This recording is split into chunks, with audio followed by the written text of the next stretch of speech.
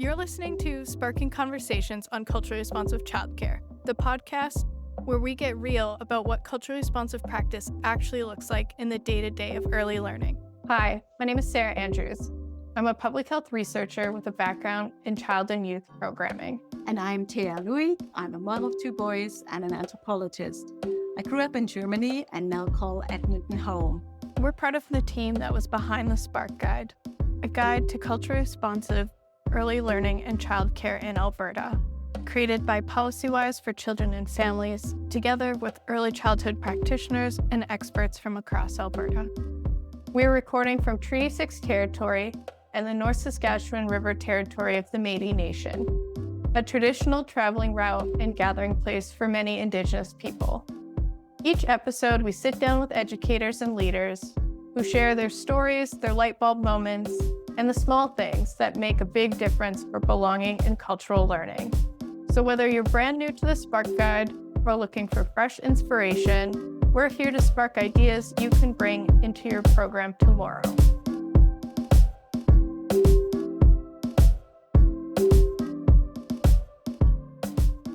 It's all about taking that perspective, enjoying being this caretaker of the child alongside the parent, but also let's work together to ensure that this child thrives in the best of their potential.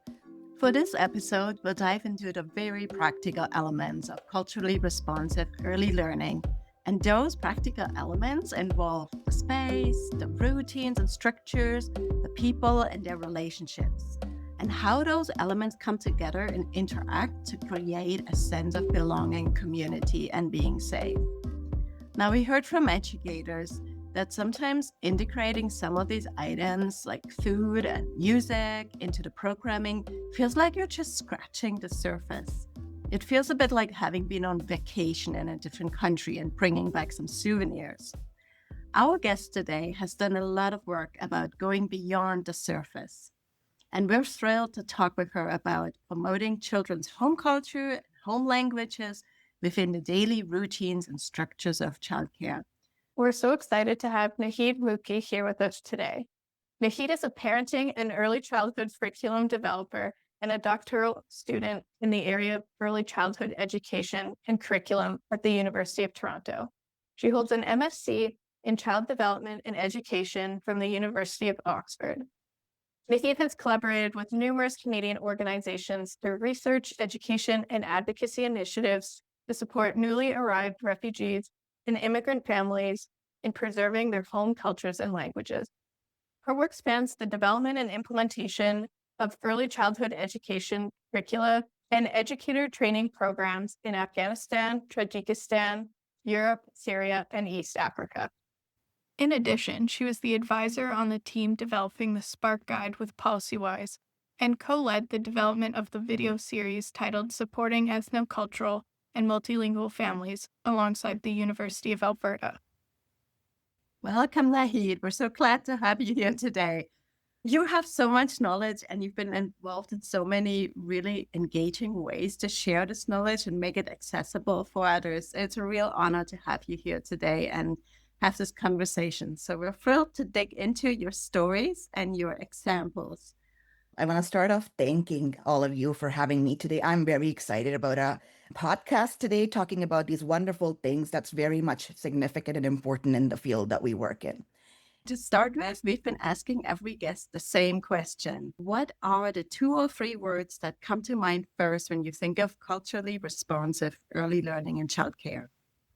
So I think culturally responsive childcare from a child's point of view is a space of belonging, joyfulness, and an extension of home. Oh, I love the emphasis on joy and belonging. So I'm really curious to hear more about that. But first, let's start with your journey. How did you become passionate about childcare and early learning? So I think I came to the world of childcare in a very twisted way. I started off as a degree in psychology and then afterwards work with kids with special needs. And then I realized that every kid has so much potential and so much contribution and strengths to follow. After my master's degree, which was in child development and education, I had the funding and the opportunity to go around the globe and work in different parts of the world. as I mentioned in the introduction. And that's where I picked up a lot of different practices. I'll mention two in particular. One of the projects that we were doing was around early childhood facilities within the community settings. And that's where we learned that rather than using nursery rhymes or poems and stories from a very dominant North American point of view, why not leveraging the everyday songs and stories that mothers or primary caregivers were singing? So as a result, my team and I, we sat down and developed many of the regular routines of a everyday home and bringing those into that childcare setting. I picked up different stories and songs that were very much based on ancestral knowledge that was very much tied to the land and generation after generation passed on. So that was one thing that I realized was something I could bring back. So when I started working in Canada, a big emphasis was to bring in children's home culture and home languages to formalize childcare setting, but also non-formal settings, because then the child feels that I'm not outside of my home. My childcare is an extension of my home. So I think that's where my journey came in as I went around the world. So I came back and I started working in the childcare space, particularly in curriculum, and all the lessons that I had learned in different countries. I brought them back, especially when the dynamics of Canada had completely changed and we had a lot of immigrant and refugee families coming into our province, into Canada in general, and the demographics had completely shifted. And the archaic ways, the old ways of functioning a childcare had to be retaught. And that's where I found my niche, I found my joy, and I started working towards the culturally responsive care, particularly with populations of immigrant and refugee and newcomer populations. Wow, this is fascinating. For myself as an anthropologist, like my passion is to just discover and realize all the things that we grew up with and that we assume to be normal are just one way of doing things. And there is so many other ways of doing things. So I'm actually curious before we're asking the next question, I'm curious if you could elaborate a little bit about how culture shows up in routines in a way that we might not even realize that this is cultural and this can be done in a different way.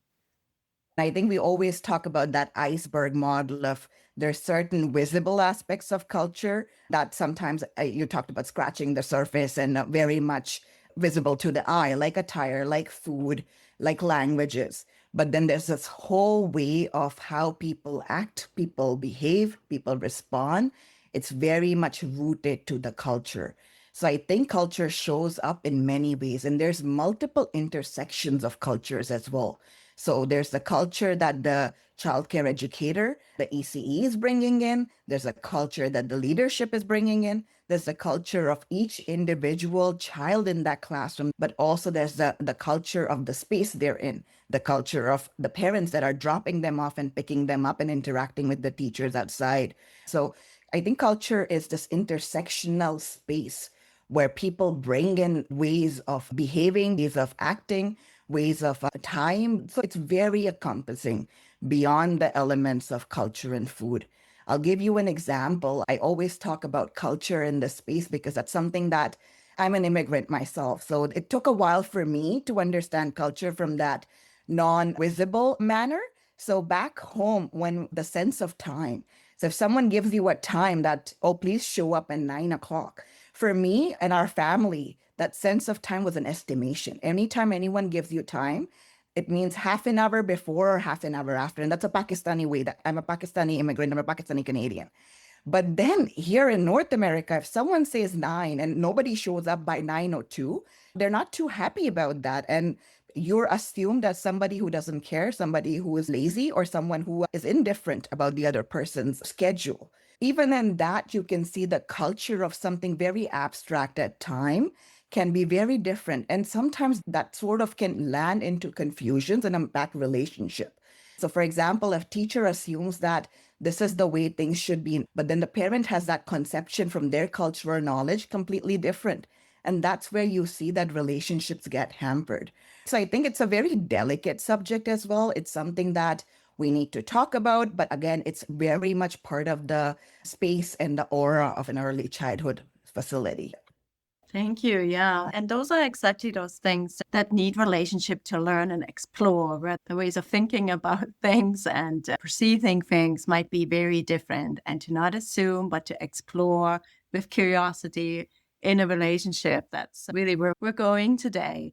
So let's talk a little bit more about how this looks like in action. How do you set up your space, your routines, your relationships so that children and families feel like they belong in the childcare space? For sure. So I think, in my view, and based on the work that I've done, I think routine structures or even the environment of any space like a childcare setting really rests on the bedrock of relationship building. You have multiple kids, each one bringing in their own energies, their own culture, their own understanding, and coming in from a place, home, where they're loved, they're cared, but they're also very different ways of doing things and operationalizing life. And then you have the space for the first time ever outside of the home. I always say that the childcare space is the first sort of interaction with the system that the child will ever have, right outside of the home. So now they're entering in after being in this cozy space where they get to be around some rules that the parents have created, but then they interact with the system that's very formalized. It has a structure, it has a routine, and they come into this space. And essentially, that system, because it's in such formative years, and we know early childhood is such a foundational age for kids to create that blueprint for the rest of their lives. We know that quite well based on neuroscience and research. So that interaction with the system becomes the worldview of that child and that family for the rest of their life as they interact with other systems like the school, like the hospital, like the work environment. What I'm trying to say is, A, it's very essential that first system in a child's life is something that instills that sense of belonging. It has a representation of them within them. Because what we've seen time and time again with many of the children, when the childcare space is not a place where they see a piece of themselves, they start seeing themselves as somebody who needs to change, to adapt in. And this, in long term, very much in the community, we've seen that there's youth that's rejecting their home culture, that's rejecting their identities. But then as they're growing up, they don't know what to hold on to, because early on they started rejecting it as a consequence of the space was not welcoming for them. The space didn't represent them. So they became part of that dominant narrative and their voice got lost. So that's why I think I'm harping on the significance of it.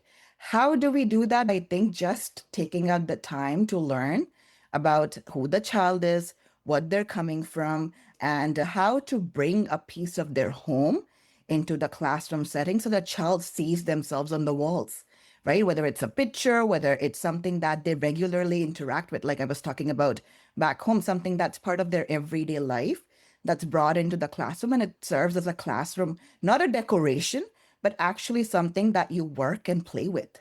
One of the things that we wrote with the brokers was this idea of a cultural wealth basket. It's a concept by Yoso, and it talks about how communities have knowledge, they have stories, they have poems, they have so much inherent strength that can be brought in to really make sure that people are looked from a lens of strength as opposed to deficit, what they're lacking, what they need to improve on.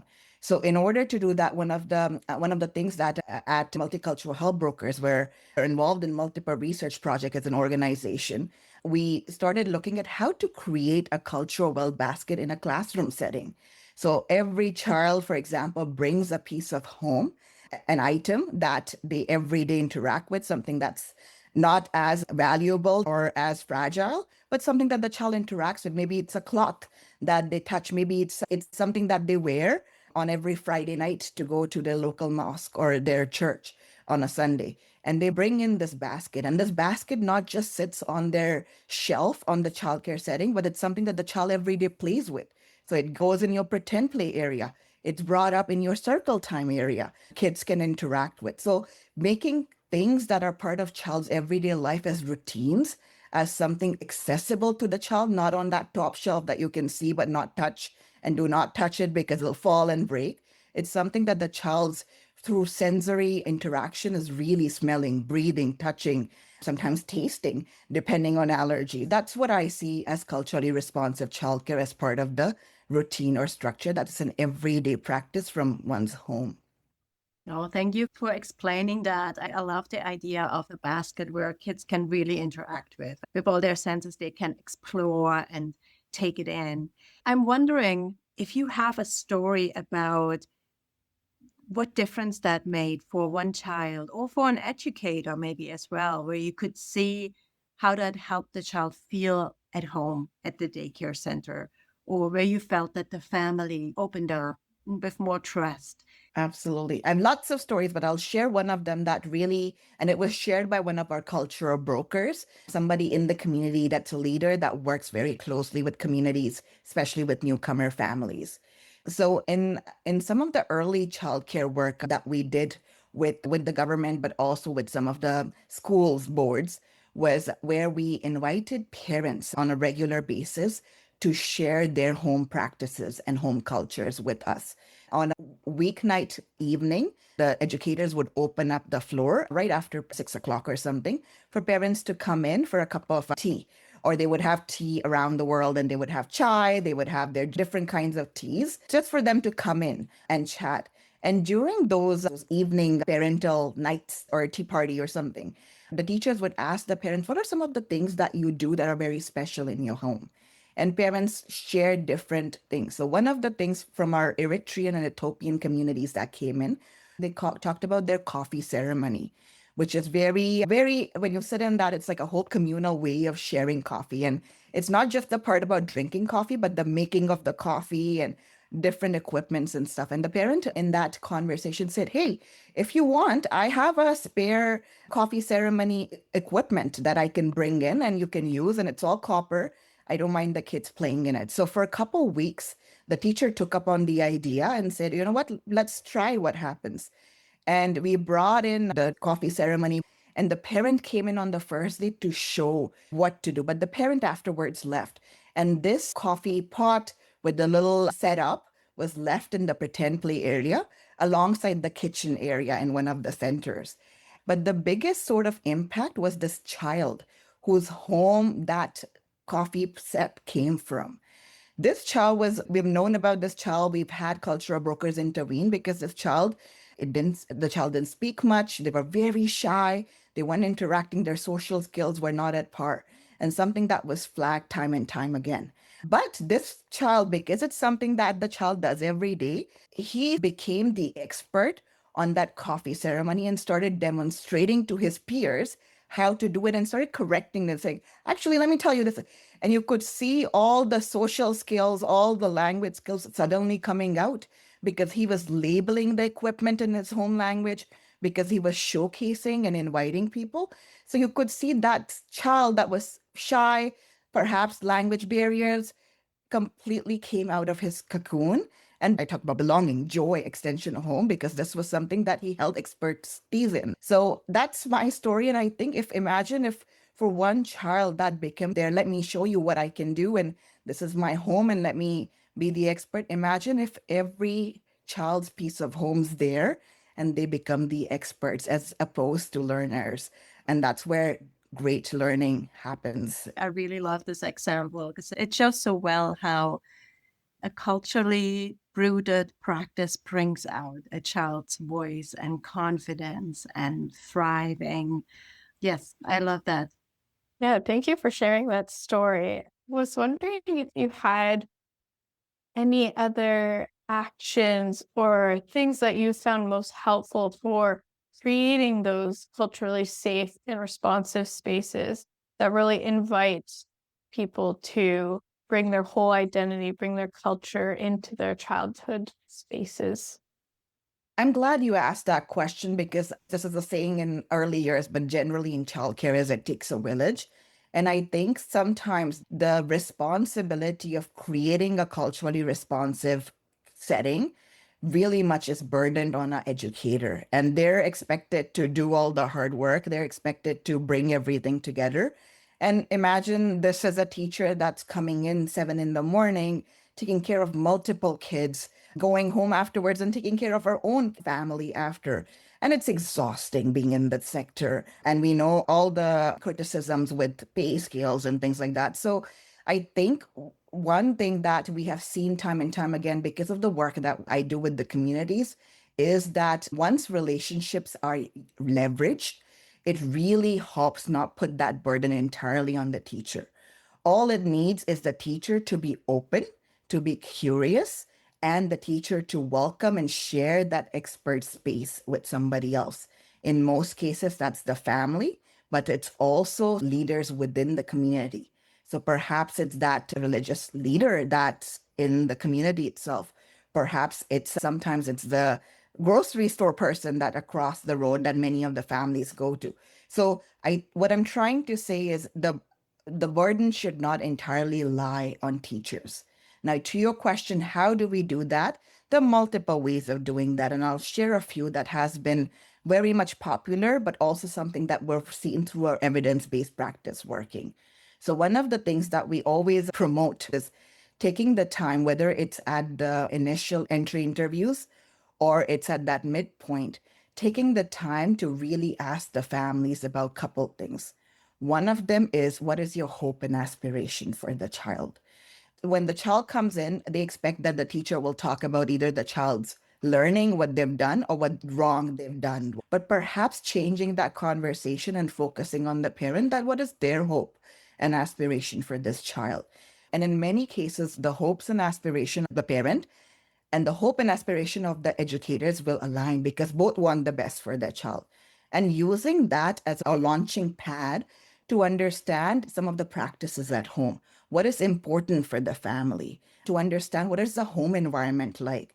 But also in case of immigrant and refugee parents, which because of the changing dynamics in our province and in Edmonton particularly, we see that asking them, how was it back home?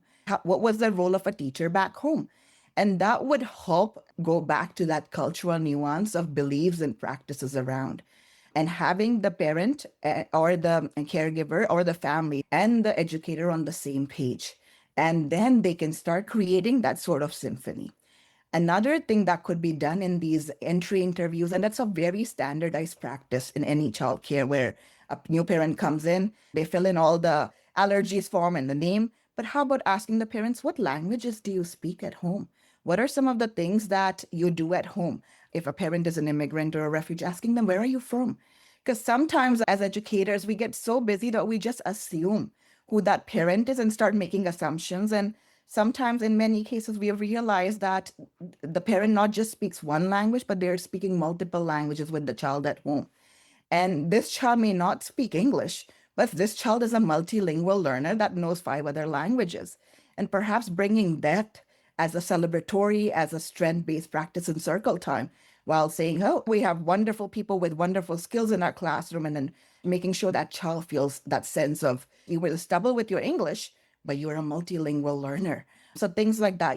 There's a tool that we created called the Family Manifesto, which is essentially a way of really parents and families talking about the strengths that they have in their culture and home languages and bringing it into the classroom. So perhaps certain words in common words that are in the childcare setting, like water, washroom, food, sit, stand, outside, perhaps giving translation of those popular words, and the teacher can use them as part of the everyday vocabulary or have them in handy.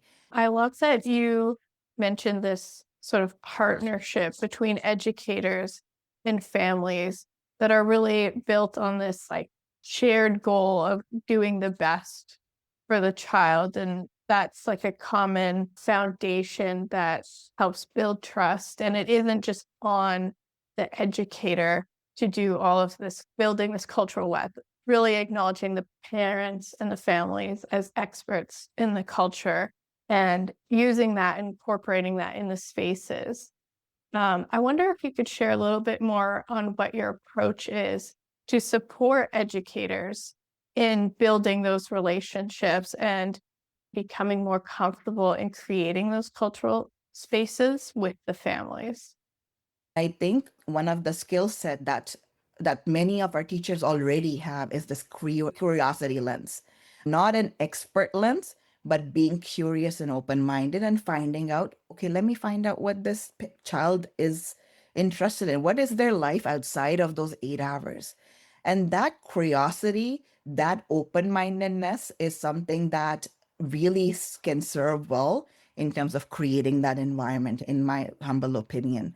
I think then it becomes very easy because there are lots of support. Sometimes our educators fear that perhaps I'll offend the person, perhaps I'll say something wrong. There's always this fear. But I think because I've worked on both sides, I've worked on the educator side and understand this idea. But at the other end, I've also worked with parents and families.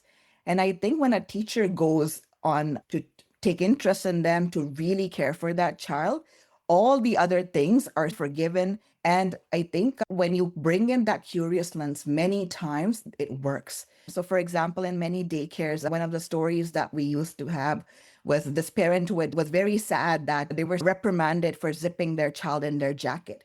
While in early childhood, our focus is on independence and getting them to zip their jacket and wear their gloves and wear their boots themselves. That's the skill we're aiming towards.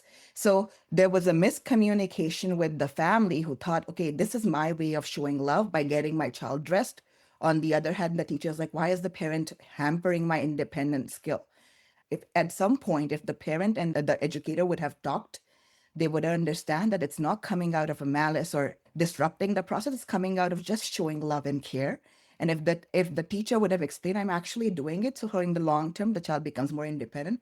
Imagine how that frustration, that hindrance could have completely dissolved. And perhaps the parent could have looked at different ways of expressing love. Or perhaps the teacher lets go of the zipping of the jacket as an independence battle to fight on, but looked at other things the child can be independent. So what I'm trying to say is it's very simple relationship based skills that you communicate, you understand where the other person's coming from, curiosity, understanding the parents, and sometimes respecting the parents as the expert on the child. So I think at the end of the day, it's all about taking that perspective, enjoying being this caretaker of the child alongside the parent, and not something that you're against the parent or something that's, oh, in addition to the parent. I think it's a partnership that we want the best for this child, but also let's work together to ensure that this child thrives in the best of their potential. Thank you for really emphasizing the importance of relationship. I think earlier you had said that relationships are the bedrock of early childhood education, which I really loved how you weaved this through this episode. I wonder if you could share one piece of advice you would offer to someone who's new to culturally responsive childcare and maybe is a little nervous to start building those relationships, afraid of getting it wrong. What's maybe a good place to start for them? I have sort of two thoughts that come to my mind. I'll talk about the somebody who's a novice, an educator, but I'll also talk about a novice leader, maybe perhaps a manager. I'll start with the leader first because it really matters. In order to do culturally responsive work, it starts with the workplace itself. It has to be an environment where every educator feels joyful, belonging, and an extension of home. Only then I think culturally responsive space could be seeped, could be created, and could be inserted within the roots of that place. So that's very much important. I've shared this anecdote with my personal experience as an educator working in a childcare setting that was actually serving immigrant and refugee kids from, particularly from Syrian refugees. When I would warm up my food in the microwave of the lunchroom, my leader and my manager would say, "Oh my gosh, that sounds very strange," and would make a very sarcastic comment and say, "You know what? It's very interesting what you've brought in." So that was one thing. Another story was I was speaking in my home language with another educator that was speaking the same language. And I was told, hey, you cannot speak your language because other people feel isolated. So you can imagine I'm asked to do work of inclusivity, but myself as a person, my food, very much artificial things, let alone all the other invisible things, my food wasn't welcomed and frowned upon. And I stopped bringing my home food, but also I wasn't allowed to speak my home language. Now imagine if I would have exposed that home language to the kids, they would have felt that I become the champion. So that's one thing that I think culturally responsive care has to start with the center and the leadership and the environment itself. For a novice teacher, I think I'll go back to the same thing that at the end of the day, all these families that are coming in, they want the best for the child. So trial and error, But I think just being curious, just asking questions and putting the parents and the families and the children too as experts, and then bringing those learnings to their classrooms, to the everyday structure, to the routine. I think that's where that curiosity, that taking the time to just ask questions that are, tell me a little bit more. So those could be something that can serve really well as a starting point. Thank you for sharing that really tangible first step both a leader and educator can take to start building those relationships. I love that you highlighted that it does start from the top. Centers can't build welcoming environments if the staff don't feel welcome themselves. So I wanted to end this podcast thinking about what stood out for each of us from this conversation. For me, I think what resonated with me was how you emphasized how important that sense of belonging is. I really love how you illustrated that this sense of belonging sets the tone for how they view their identity and how that may express themselves down the line out when they're older, and how confident they feel about their identity and their culture. So I think that's what really resonated with me. Hea, what stood out to you? I think what stood out to me was that you really brought us beyond the surface level. You dove down all the way to the root of things, which is creating a system and a space that represents and that fosters belonging and cultural wealth. And I love how you explained that to do that, it doesn't need a ton of resources, and it isn't even all up to the educator, or it doesn't require any specialized knowledge. Really, the core of it is an openness and a curiosity to build relationships and invite others in, invite families in, community, to build that together. I would end with, I think there's this constant fear of doing it wrong. And I think when we come from a space of curiosity, from a space of learning, I think that's something that we need to start with and not be fearful. It'll be trial and error. As educators, we're constantly trying new things. That's part of our ethic of work and something we've been taught through our schooling, but also through our like lived experiences. So I think that's one thing. The second thing is you have experts around you that have so much lived experiences, whether it's that fellow educator that's working alongside you, whether it's that family that comes in and drops off their kids and sometimes doesn't make a conversation, but they have lots to contribute, or whether that's that shy child in your classroom that observes everything. So we have lots of expertise, and I think the educators also bring in their own expertise and lived experiences. Well, Naheed, I want to thank you for joining us. We've talked a lot about wealth of knowledge, and I can't be more thankful that you've shared your own personal and professional experience. I think a lot of listeners will really gain some keen insights from the stories you've shared. So thank you so much for joining us today. It's a pleasure. Thank you. Thanks for listening. Check out the show notes for any links or resources that were mentioned in today's episode. And if you want to learn more about culturally responsive childcare, go to sparkguide.ca to download the Spark Guide, access free trainings, and find more resources. See you in the next episode.